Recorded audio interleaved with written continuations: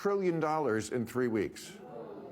Yes, Trump, he's the Ozempic of the economy. The stock market has hemorrhaged an eye-watering $5 trillion in just 3 weeks. Under President Trump's watch, and comedy titan Bill Maher isn't holding back and a savage. No-filter rant that set the internet ablaze. Maher has delivered the most brutal takedown of Trump's economic genius that America has ever witnessed. Trump running the economy is like giving a toddler the nuclear codes. Maher quipped to thunderous applause, except the toddler might have better instincts. That's just the opening salvo, in what insiders are calling the most devastating critique of Trump's financial leadership since his return to the White House. Maher ripped into what he called the president's so-called business genius, exposing how the economy took a spectacular nosedive the second he grabbed the wheel. Sources close to the administration report that the president is absolutely fuming over Maher's takedown, which included brutal jokes that hit harder than inflation under Trump's leadership. Maher's blistering assessment didn't pull a single punch as he systematically dismantled Trump's economic record piece by devastating piece. For decades, Trump has cultivated an image as a business mastermind,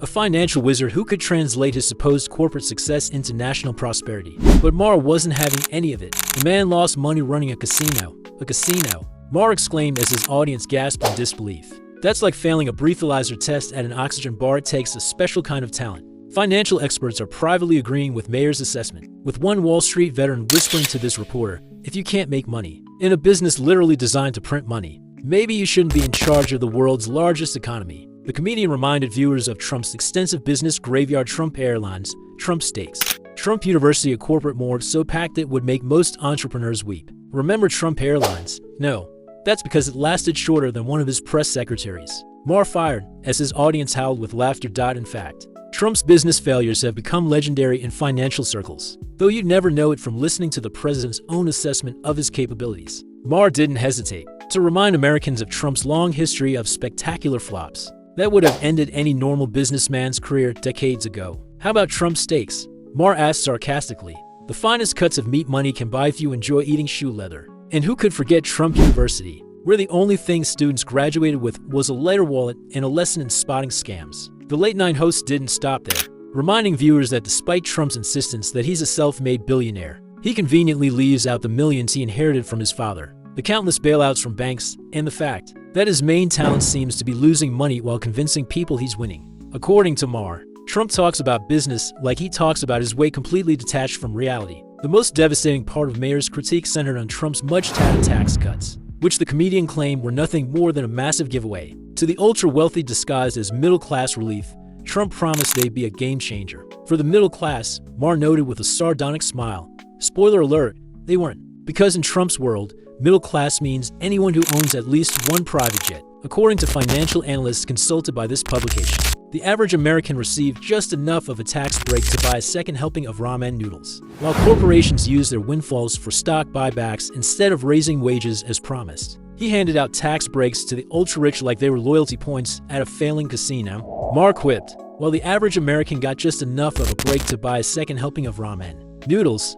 But the real scandal, according to Maher, is that those middle-class tax cuts are set to expire in 2027, while the corporate tax breaks remain permanent. It's the ultimate bait and switch, one economic policy expert told us. Make a big show of helping regular folks, then quietly take it away while the wealthy keep cashing in forever. Meanwhile, corporations use their tax windfalls for stock buybacks, not higher wages as Trump had promised would happen. Regular Americans saw their tax refunds shrink like a cheap t-shirt in the wash, while billionaires continued to exploit loopholes big enough to drive a gold-plated limo through. It's a classic Trump move, according to Maher: sell the fantasy, cash in on the reality, and leave the mess for someone else to clean up. The comedian pointed out that this pattern of behavior has been consistent throughout Trump's entire career: make big promises, collect the cash, and disappear when things inevitably fall apart. It's like he's running the country the way he ran his casinos, one financial analyst observed, full of flash and promise at the beginning, followed by bankruptcy and excuses at the end. In one of his most pointed observations,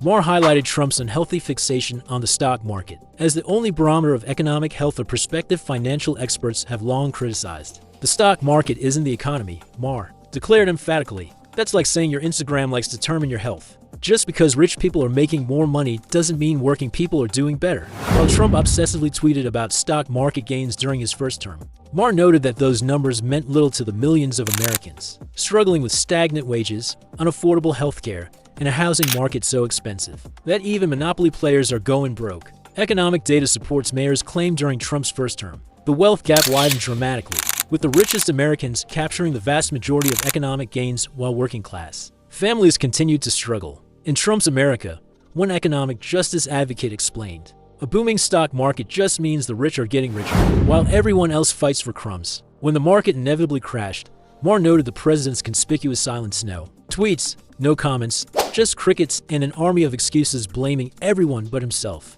Yes, it turns out that the stock market has really kind of rejected the notion that if we turn on our trading partners, chickens would lay more eggs, Maher observed sarcastically. Another classic Trump move, according to the comedian. Take credit for everything good, accept responsibility for nothing bad. I mean, when Biden was president, was everything about the eggs?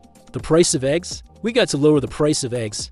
And now Trump retweeted somebody last week who said shut up about the eggs. The hypocrisy is stunning, but entirely consistent with Trump's approach to economic policy, a constantly shifting set of goalposts designed to ensure that he always appears successful. Regardless of the actual results, perhaps nothing exemplifies Trump's economic ineptitude more than his disastrous trade wars, which Maher compared to watching Trump try to negotiate international trade agreements. Like a guy haggling over bootleg DVDs in a parking lot, the comedian mercilessly mocked the president's fundamental misunderstanding of how tariffs actually work. When you tax imports, American businesses and consumers pay the price. It's like setting your own house on fire and calling it an innovative heating strategy. While Trump sold his trade wars as a win and his supporters cheered, farmers across America's heart and watched their livelihoods collapse. One Iowa farmer, speaking on condition of anonymity, told this reporter, "I voted for him thinking he'd help us.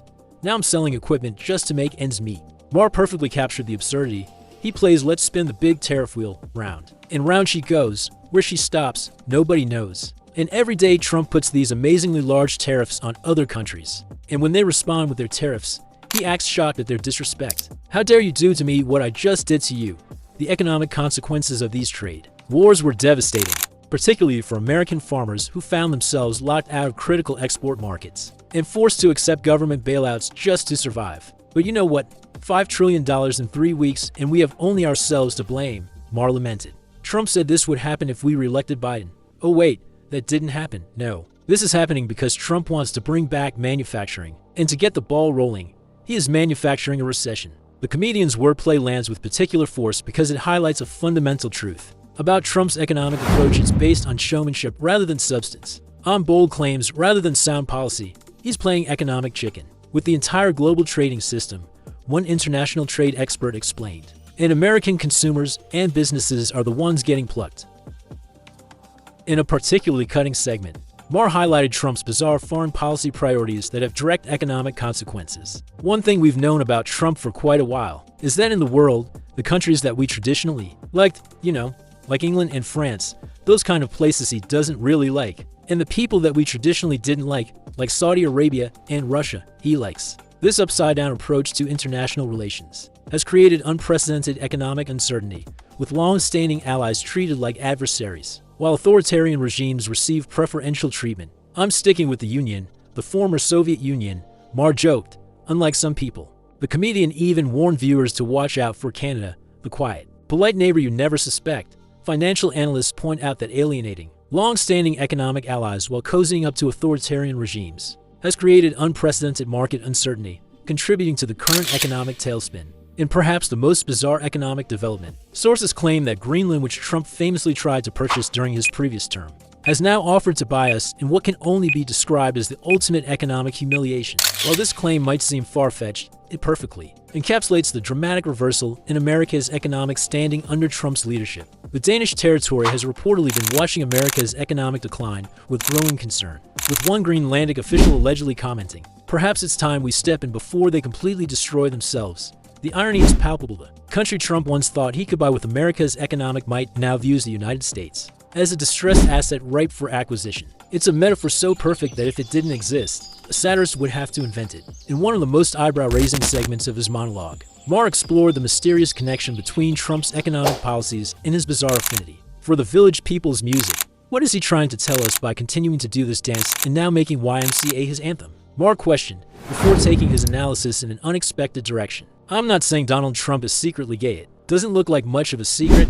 Maher joked, adding, I don't think he is gay. Quite the contrary. I think the message to his manosphere is that he's so masculine that he can literally jerk off to guys at once while dancing to the Village People and still be considered a masculine icon. This provocative theory has psychologists and political analysts alike scratching their heads, with one behavioral expert commenting, "The cognitive dissonance is remarkable. It's almost as if his economic policies and personal branding exist in completely separate universes." This disconnect between image and reality is perhaps the most defining characteristic of Trump's economic approach. When confronted with criticism of his economic strategy, Trump has proudly declared, "I like reading as little as possible. I don't need, 200-page reports on something that can be handled on a page." Maher seized on this admission. He's actually proud that he makes decisions without learning anything, which makes him the perfect president for a nation perpetually looking at its phone. Economic advisors who have worked with the administration report that detailed briefings are often ignored in favor of gut instinct in cable news segments. With one former official confiding, "It's like trying to explain quantum physics to someone who refuses to believe in atoms." This willful ignorance would be concerning in any presidential administration, but it's particularly alarming when dealing with the complexities of the global economy. He's making trillion-dollar decisions based on less information than most people use to pick a lunch special, one economist lamented. Perhaps the most insidious aspect of Trump's economic strategy, according to Maher, is what could be called the ultimate political con, deliberately breaking the economy, then presenting yourself as the only person who can fix it. It's the ultimate grift. Maher explained, "Break it, sell the illusion that only you can repair it, and then when it inevitably collapses again, just rewrite history and convince your followers that it was someone else's fault." This strategy appears to be working with Trump's base, who remain convinced that the man who gave billionaires massive tax breaks while their wages stagnated is somehow their economic savior. It's a masterclass in political gaslighting, noted one political scientist who has studied Trump's rhetoric. The economy is in shambles, and Trump's solution is more of the same reckless policies that led to this mess in the first place. But hey, who needs facts when you've got a never-ending supply of slogans and scapegoats? The reality, as Maher points out, is that Trump's economic record speaks for itself. Fast forward to the aftermath of Trump's first term, and what do we have? A wrecked economy, skyrocketing national debt, and enough financial disasters to keep late-night comedians employed for decades. The supposed business genius who ran on his ability to make America rich again left office with record deficits, a gutted middle class, and a tax cut that benefited the ultra-wealthy, while leaving the rest of the country scrambling to keep up with inflation. Trump treated America's economy like his own personal plaything, Maher declared, a toy to be broken and discarded while he moved on to the next con. His presidency was essentially a real-life version of one of his many failed business ventures. Make big flashy promises, ignore all the warning signs, and then when everything collapses, blame someone else and walk away. Except this time, instead of bankrupt casinos and fraudulent universities, the victims were everyday Americans who trusted him with their economic future. In a moment of personal reflection, Maher revealed the cosmic joke that his birthday coincides with Trump's return to power. "I keep saying God, why? And then I go, oh yeah, that's right. The last 25 years I've been making fun of you on TV," Maher quipped, suggesting divine retribution for his decades of political comedy. The comedian, known for his atheism, joked that Trump's comeback might be evidence of a vengeful deity. "That's a not little religious, you hated that too. I remember." Despite the personal gift of unlimited comedy material, Maher made it clear that he believes the economic consequences of Trump's policies are no laughing matter for ordinary Americans caught in the crossfire. "I'm getting Donald Trump for my birthday," Maher lamented, acknowledging that while the situation provides endless material for his comedy, the real-world impact on Americans' financial security is anything but funny. Meanwhile, Trump continues to strut around like some kind of economic messiah, taking credit for every positive economic indicator, while conveniently ignoring the financial disasters tied directly to his decisions. He's out there rallying his base, promising a golden age of prosperity again, as if the first time wasn't riddled with record deficits, corporate tax giveaways, and a trade war that did more harm than good. And let's not forget that while he brags about a supposedly booming economy, he conveniently leaves out the part where his reckless policies set the stage for disaster. He's selling the same economic snake oil that got us into this mess in the first place, one financial analyst observed. And the scariest part is that millions of Americans are still lining up to buy it. Enter Bill Maher, armed with nothing but facts, sharp wit, and an utter lack of patience for nonsense. Maher has made a career out of exposing hypocrisy, and Trump's economic fairy tales are like a never-ending comedy special written just for him. The comedian sees through the bluster and the gaslighting and isn't afraid to point out the obvious. Trump's economic legacy isn't one of strength, but of smoke and mirrors. He reminds us of the ballooning national debt, the tax cuts that primarily benefited the wealthy, and the disastrous trade policies that hurt more American farmers and businesses than they helped. Through biting monologues and brutal punchlines, Maher holds up a mirror to the madness, ensuring that Americans don't forget the reality behind Trump's economic fantasy world. Let's talk about how the Republicans have changed. Maher urged his audience. Trump got the White House again, but he's not going to get your mind. How's that resolution holding up? Not that well, got to say. The comedian admitted that while he had resolved not to pre-hate Trump's return to power, boy does the hate come around quickly. It's a sentiment shared by many economic experts watching in horror, as Trump implements the same failed policies that led to economic disaster during his first term. I mean, has it been only a month? Maher asked incredulously. I made a list like here's what I already hate. Here's things I don't hate yet. The speed with which Trump has managed to destabilize the economy is truly remarkable, even to seasoned political observers who thought they had seen it all during his first term. In a powerful conclusion to his economic critique, Maher issued a challenge to all media figures who might interview Trump. If you're going to have him on, hold his feet to the fire. When asked if he meant this literally, Maher quipped, "Oh, if you could, would that?"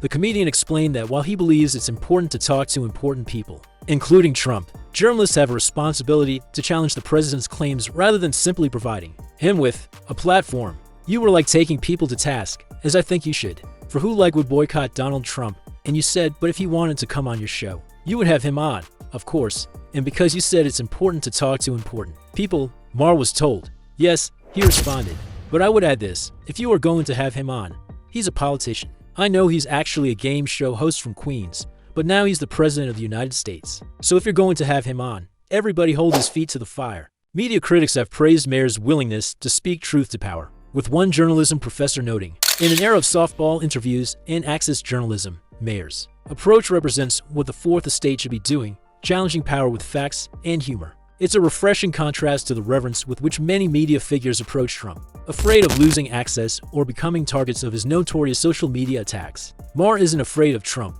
One media analyst observed, he knows that comedy can be a powerful weapon against authoritarianism, and he's wielding it with surgical precision. As America's economic situation continues to deteriorate under Trump's leadership, Maher's scathing comedy may represent one of the last remaining checks on presidential power. Through biting monologues and brutal punchlines, Maher holds up a mirror to the madness, ensuring that Americans don't forget the reality behind Trump's economic fantasy world. With each stock market plunge, with each factory closing, with each farmer losing their livelihood, Maher's warnings about Trump's economic genius seem increasingly prophetic. As one financial analyst put it, we're watching in real time as a man who couldn't make a profit selling vodka to Americans tries to run the world's largest economy. And Bill Maher is making sure we don't forget how ridiculous and dangerous that really is. Trump's strategy has never been about facts, it's been about spectacle. He's a master of spinning failures into successes, of rewriting history while his supporters nod along. It's all part of the show, and Maher has a front row seat, popcorn in hand, calling out every absurd claim, every ridiculous boast, and every outright lie. Because if there's one thing Trump is truly great at, it's giving comedians endless material, and if there's one thing Maher excels at, it's making sure the world never forgets just how ridiculous the whole Trump economy experiment really was. Through biting monologues and brutal punchlines, he holds up a mirror to the madness, making sure we remember that the so-called best economy ever was built on a shaky foundation of debt, deregulation, and deception, because history has a funny way of repeating itself, especially when people fall for the same con twice.